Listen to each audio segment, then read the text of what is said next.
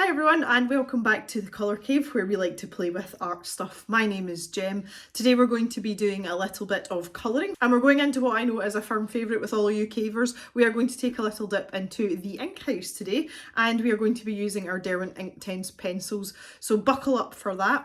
If you are available tomorrow night, we will be having a live stream at 6:30 UK time. We're going to be talking about a little bit about the Cavemas charity event, but we also have one of the full house prizes to give away as well. So we're going to do that in the live stream too. So if you are around, you can come and join us tomorrow night. There will be a schedule with the live stream on the live tab on the YouTube homepage. If you click on that, you can set yourself a little reminder and it will notify you when the stream is going to start. So let's get out our Inktense pencils and do some colouring in The Ink House by Rory Dobner.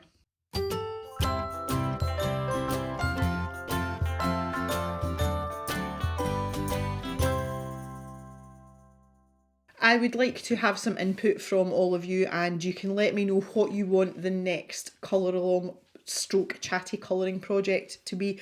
So I have a few books here for you to choose from. So if you could head down into the comments section and just let me know which book you would like to see and then we can all vote on an image from within the book. So I have here one of the smaller Hannah Carlson books, and this is the Swedish version because Miss Julia Kay gave it to me.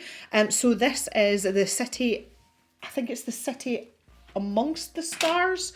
That obviously says Swedish cover, and this is for those of you that haven't seen it, it's some of the images are quite steampunky, you know, there's like cogs and machinery like this, and some of the images are quite quirky, but it still has that nice Hannah Carlson charm to it. So we've got that one to choose from. I also have Fragile World by Kirby Rosanes. Again, this is a Kirby book that I haven't coloured in at all. So these are threatened species. There's lots of information in the back about each of them. So we have some nice animals to colour here, which you guys know is kind of up my street because the animals are my thing. There's a huge selection in there. So if you would like something animally, you can let me know that you would like Fragile World. Also on the animally vein, I have a little bit of Tim Jeff's Intricate Ink here. We usually do these in 1 or 2 settings, so we could actually have this in addition to something else, but I've got a little bit of Tim withdrawal, I have to say. It's been such a long time since I've coloured anything in grayscale, and also one of his images, and there's loads to choose from in here as well. The last choice that I have for you, again, is a book that we haven't seen for a long time, and again, it seems to be a firm favourite with you guys, and that is Colin Thompson's colouring book. I have a real notion to colour the doors page, this page here. I think that would be loads of fun, and I think I could use some water-soluble media as well. The following page as well with all the staircases I think would be really fun as well, this big double page spread. So there's loads to choose from in here too, and I like this book because it's just a little bit different. So if you fancy something like this, you can let me know. So yep, some caver input required, so that's quite a few choices I've given you there, but I'm at that stage because it's a new, I'm like, oh, colour all the things, so I'm going to let you guys pick. I think that's only fair, and if we have a little bit of a tiebreaker, we can do one first and then we can, you know, go on to another one after that.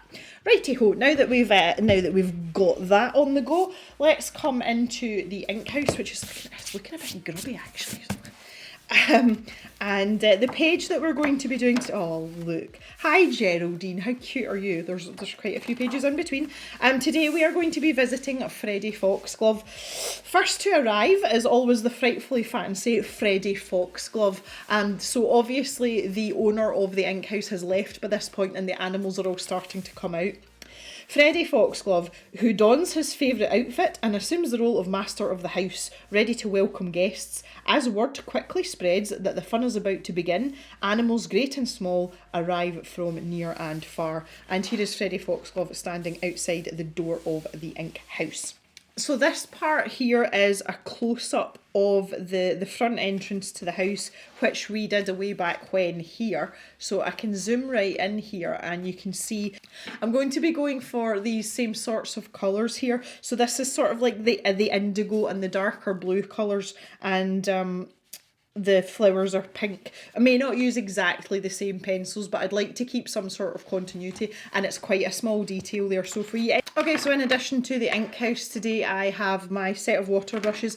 This is probably one of the most commonly asked questions that I get, and that is what type of water brushes do I recommend to people. These are the Kurutake Zig H2O brushes. I have used these from the very beginning, and I have yet to find something that suits me as well as these. I will leave a link to these down in the description. It'll just be an Amazon UK link. It's not an affiliate link or anything, but it's just to let you see them, and you can probably find them on Amazon in your own country or elsewhere. The Pentel water brushes come a close second for me. I kind of like them as well. So if these are unavailable to you, wherever it is you are, you can try for the Pentel ones and you might be able to get those instead. So in addition to that, I have obviously my Derwent Inktense pencils, and they live in this mammoth case that was actually a Caver gift. All my Derwent pencils live in one pencil case apart from my light fast ones, so that's why it's such a big pencil case. So I'm going to pop this off to the side here. I've got a bit of chaos going on in here. Anywho's. And I've also got my swatch book. That's going to help us pick out our colours that we want. Here we go, that was a pretty good guess, look. Oh, so I'll pop this here just now. So I would like to start with Freddie himself.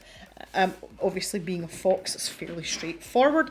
It's not been that long since I've coloured a fox. Some of you might remember we did the body colour with Helena from the Colouring Zone, and we did, it was a fox curled up in a wreath, for want of a better phrase, and I chose for the old good old fashioned red fox, and I feel like Freddie Foxglove is that fox. Might even be the same fox, although he looks substantially fancier. He's actually got a rose tucked into his sash. That's hilarious. And he's got a neckerchief on. Oh, fancy pants. So we'll pick out some reddish brown colours, I think. So if we have a little look in here, the mid vermilion might be helpful, because when I'm choosing colours from the Inktense range, I actually like to look at the dry pencil as well as the water activated colour, because there is a difference obviously, but quite often when we're working in books like the Ink House, which wasn't really designed to take water, sometimes we have to use the dry pencil to our advantage. So I'm looking at the dry and the wet outcome of these pencils to help me pick. So I think the mid vermilion is definitely a good place to start, but I also want some of these more brownish colours as well. And looking at the excuse me, looking at the vermilion, it's quite orangey, but I want a little bit more depth, and I feel that the red oxide might be too red. But if we mixed the red oxide, the baked earth, with this mid vermilion, I think we might be able to get some nice tones and things. So I'm going to grab all three. And if you pick out pencils like this and you're unsure about any of it, just try it out on a bit of scrap paper, you know, layer them up and see what happens, you know, have a little bit of a play about with them, because that's kind of half the fun of pencils. You know, yeah, you know, if you've got a little bit of the what ifs. So let's say we decided to go with the vermilion. So there it is in its raw form. And we could use the red oxide as like a shadow colour, because obviously it's a lot darker.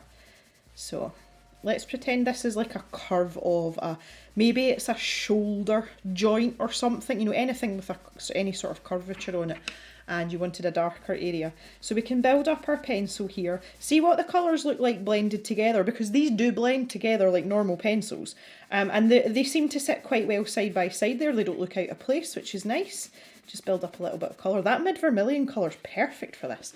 Okay, so you can see the darker bit and the lighter bit, and then we just take a water brush down one side, the same way as my swatch book looks. Make sure you've got your water flow going, and see what happens when you activate them together. Oh, look. Oh, yeah. That's rich. So that would be really good in our darker parts, these two mixed together. That is a really rich colour.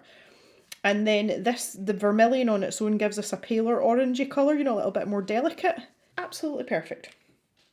So it pays just to take a little minute or two to have a little play around if you're unsure, because sometimes you find combinations that you might not necessarily use. So we've got that, and then he's got his white bits, his end of his tail and round his face. We don't want them to be absolutely stark white, because it looks a bit unnatural, Ideally what you want is a really light grey or a really pale yellow or pale blue. There is a neutral grey in this set. So this watered down, you know, absolute feather light touch would help put in some shadow areas in the white area. I favour grey and blue as opposed to yellows. You could even use a red tone as well because obviously he is red. There's no rules to that as long as it's a really pale version, but I prefer to go for a more neutral colour. That's just a preference. So let's have a little think about our friend here. I'm just going to go straight in with this vermilion and I'm going to pick obvious places. So his tail, for example, I'm going to have, and I'm keeping a light pressure here, a really light pressure. There's quite a lot of hatching here as well, so some of our colour mixing might get lost in translation, but that's kind of okay because the line work's going to do that work for us. So really what I have to decide here is how high up I want to take the this vermilion colour, and I think probably all the way up. You can see the hatching starts to peter out there, which suggests that this top part is a lot lighter than the rest of his tail. So that's a little signpost there for you to help you along your way. Rory's left us some signposts. So that's the colour placement for the tail. And naturally be standing in a doorway which is black, so the light source is going to be coming from the front or the sides, it's not going to be coming from behind. So we can kind of think about that as well. I would think that I would have richer colour here, and as it goes up to the tail, the tip of the tail, it would be lighter. And then I'm going to take my darker colour, so I've established that I really like the baked earth situation, and I'm going to add this in at the base of his tail here. So the way I've been kind of doing this is I've been concentrating the main block of colour with the main shadows in the first layer of pencil and getting that all down in pencil. Just because this paper's not designed to take water, you don't want to be doing too many layers of, you know, like of washes kind of thing. So you want to do quite a lot of the legwork in the pencil.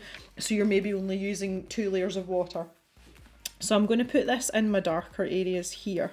I think that would be dark in there just because it's kind of tucked in a little bit. Get some pencil down there so you can see how rich that colour looks, and that's only going to get richer when I put water on it. And I'm just going to flick in, again, just keeping with the texture here. I'm just going to flick in some of this vermilion. It's such a nice colour. So I'm going to use my medium-sized brush for this. Again, make sure my water flow's going. And I'm going to start in the lightest area because I want that to be nice and delicate. And I'm just flicking that up. Oh, there's a Pippi here. Thanks, Pippi.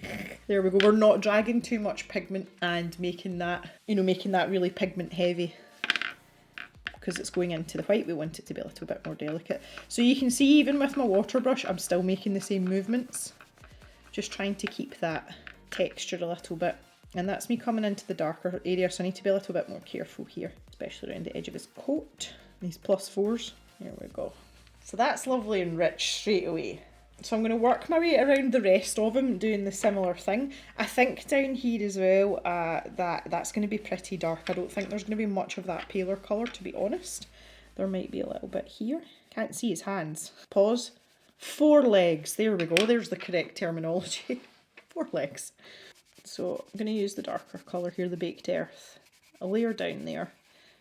And then have it a little bit heavier around the bottom of his +4s there.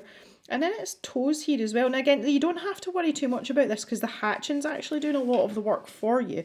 So if you're not really up on the old light sources, you know, light and dark areas, you don't have to panic about it too much. Just go with your gut. Okay, I think I'll have a bit more down the back of his leg. Yes, okay.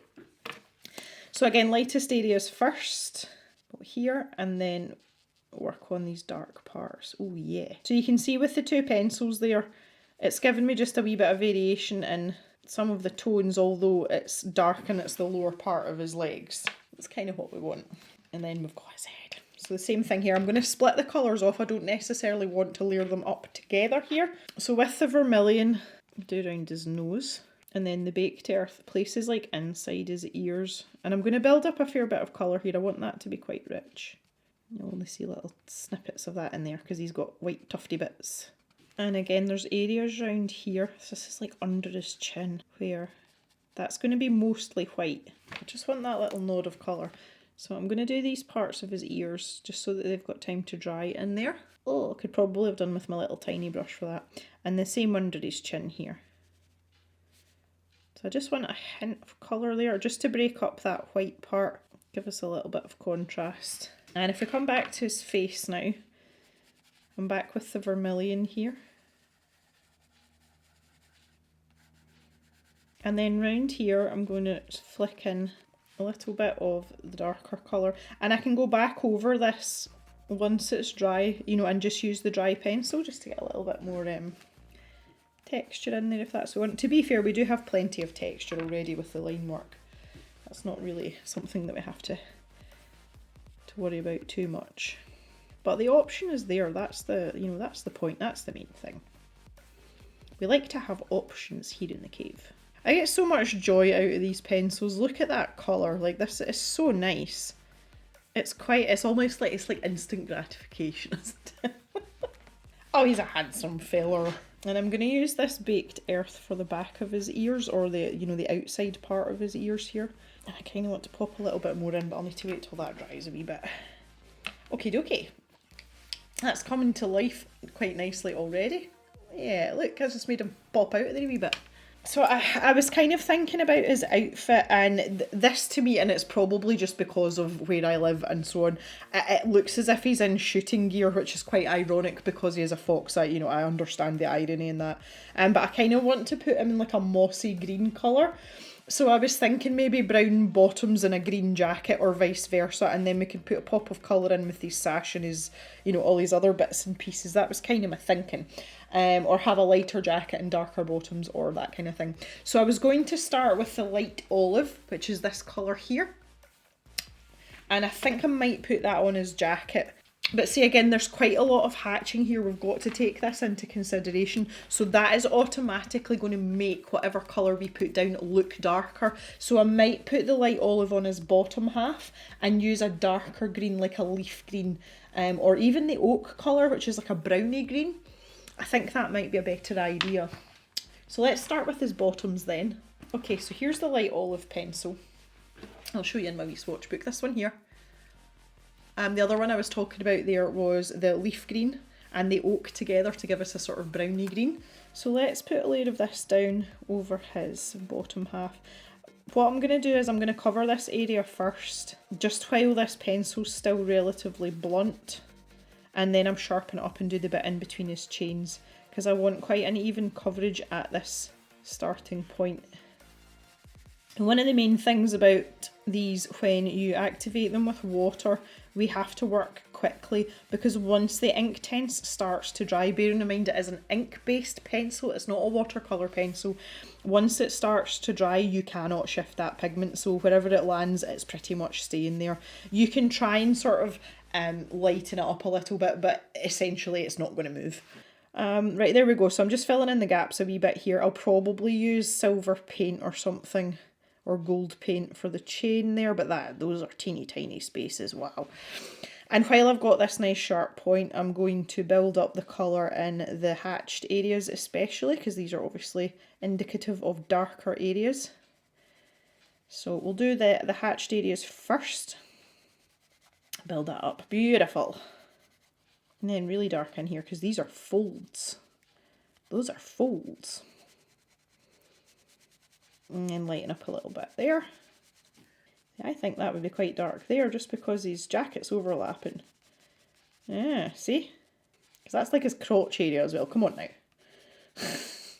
Nothing worse than a fox's crotch. Pardon.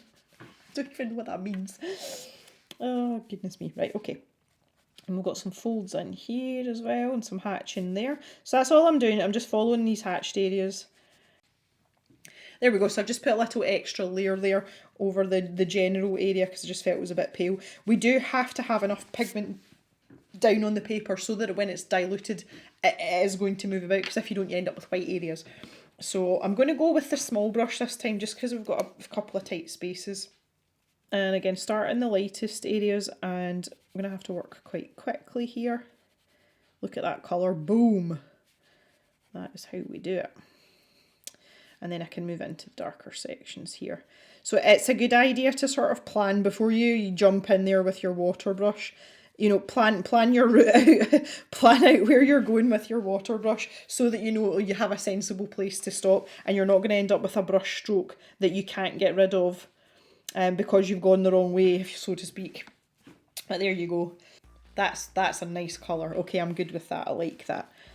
I'll do this bit here now as well.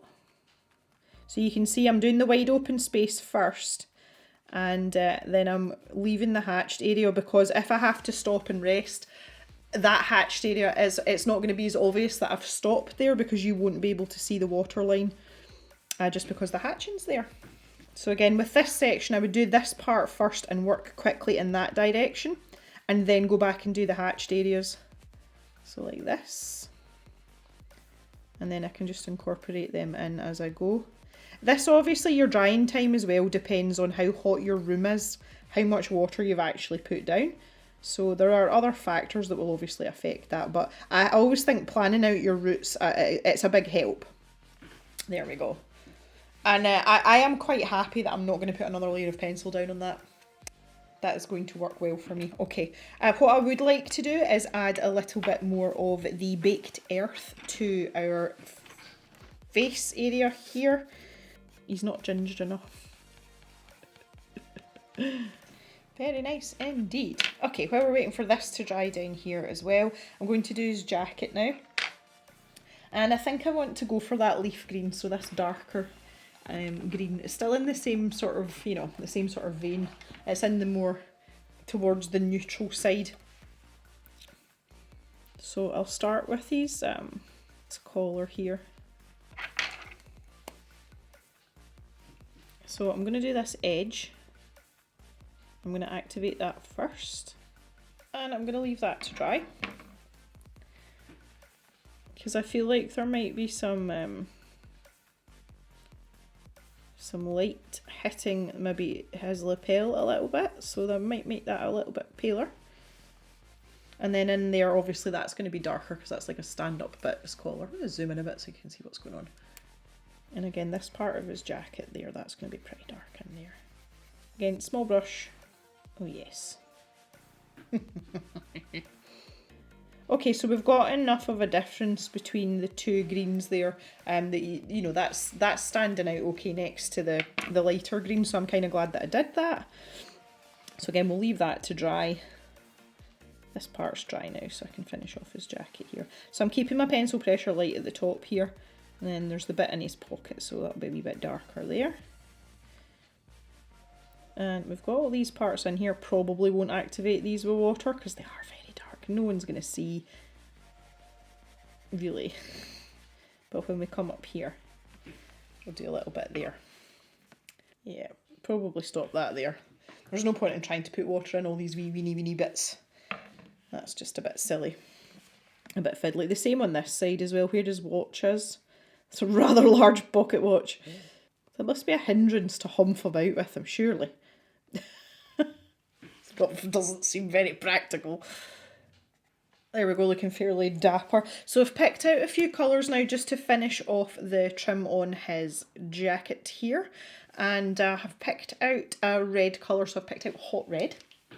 Again, I will show you here. I was looking for something as close to a true red as possible. So I've picked this not really for the soluble colour, more for the dry pencil colour.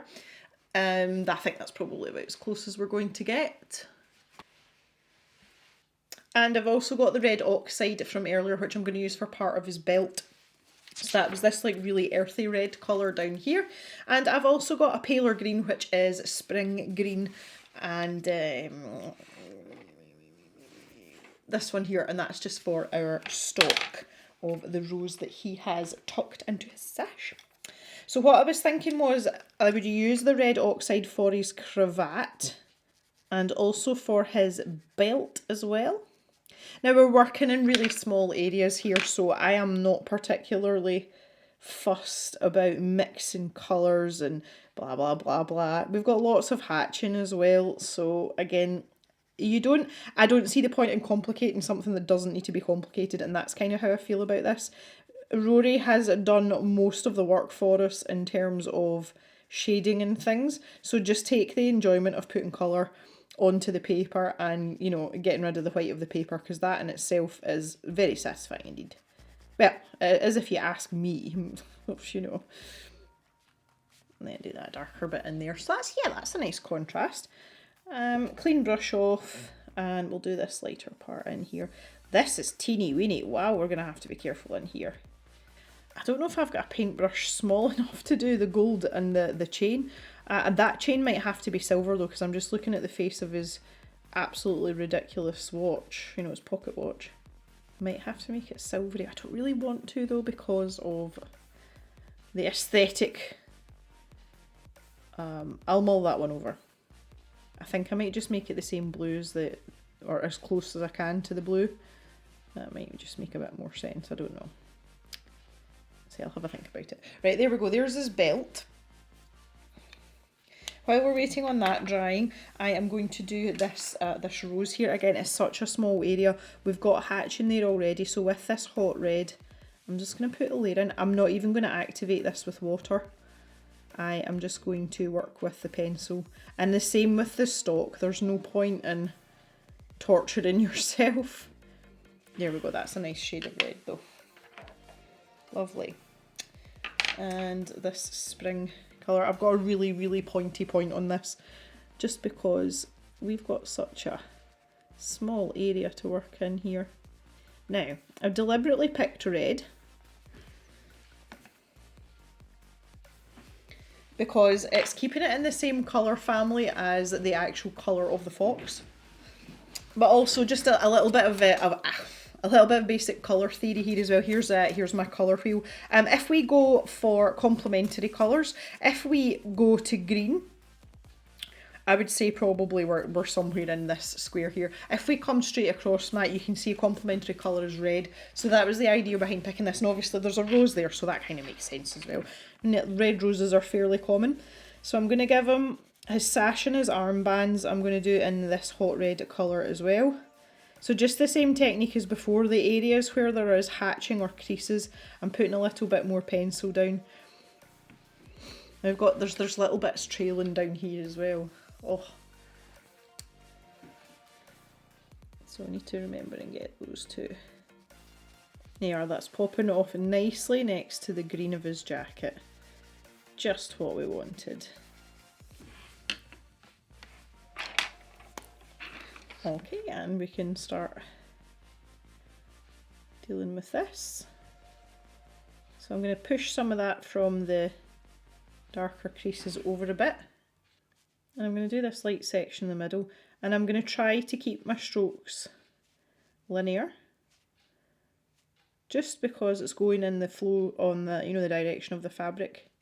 Obviously, when you get to the edges, you have to do a bit of back and forth, but I try and stick to that as much as possible. Preserve some of my creases there. Again, do this light part here. Try and keep that fairly fluid. I'm just kind of blobbing the water brush on that here. I'm not actually doing anything fancy. Just enough to activate it. There we go. Okay. So just to finish them off, I want to take this neutral grey. I'm literally just going to flick in a couple of lines. So down on the bottom here. And in this side too. And maybe on his bottom lip. Just a little touch there. And again, underneath here, where Rory has indicated some lines, I'm just going to tickle in a tiny little bit here and there. And it's really to take the starkness of the paper away so that it looks as if we've done something. So again, maybe a couple of lines here. And we'll flick some through his tail as well. Okay, I was having a think about his watch chain. And I'm going to pick out like an indigo blue colour. I'm just going to keep the chain the same colour as the pocket watch, but I'm going to give him a nice gold belt buckle here just to finish things off. So again, just in quick consultation with my swatch book. I think the deep blue, again I'm going by the dry colour here. The iron blue is going to be too dark. The deep indigo is going to be too dark. I say not that it matters. The only thing that's important here is a super pointy point. Mega super pointy point. Wow. That was about the closest match I can get. It's actually too blue, but I'm kind of hoping that it's that insignificant because there's quite a lot going on round about here. Yeah, I'm just hoping that it's that it's not going to be fixated on because there's there's other stuff going on. So I'm just trying to pick my way around here. Yeah, I've unsurprisingly coloured in a lot of that with with green by accident, but we'll not fret too much about that. Okay, there we go. And this little gold buckle, I don't think I've got a pen small enough. Got a little teeny tiny sea white synthetic brush here. This is a 0. This is the smallest sea white brush that I sell in the shop. Not going to get much smaller than that. And I've got the Gansai Tambi Starry Colours, which I have been a fan of since day dot. I was actually having the conversation with Mr. Scrollerbox himself. He asked me what my first scroller box was, and it was the one that had these paints in. And I have used them fairly frequently since I got them. So firm cave favourite here. I think the yellow gold might be a bit much. That's usually my preference. The blue gold might be a little bit more appropriate. And I feel like the light gold's too light. So I think I'm going to go here. Okay, here we go. No breathing allowed. Very gently. One little stroke at a time. I'm having to forgo the little features on the buckle, but that's not the end of the world as far as I'm concerned. There we go. I like that shining like a little penny, just what we wanted. Okie dokie, and there we go, folks. So there is a little bit of wisdom on how to use our Inktense pencils, and I'm sure you'll agree that they do an absolutely fabulous job in this book. So I hope you've enjoyed yourself today. Please come down into the comments section under the video and let me know what you would like our next colouring book series to be on. Once we have selected a book, we will collectively pick what image we want to colour to. When I am finished this page, I will post it on Instagram. Seeing as we've started it here, I think it's only fair. I will finish this off in my own time and yes, post the results on social media so that you can all see. So thanks very much for coming and hanging out. If you made it this far, please take a moment to give me a thumbs up. That would be really helpful. It just exposes us to the wider YouTube world, which we love. Please stay safe and take care of each other, everyone. And I will see you back in the cave on Sunday for another video. So have a great day, everyone. Bye for now.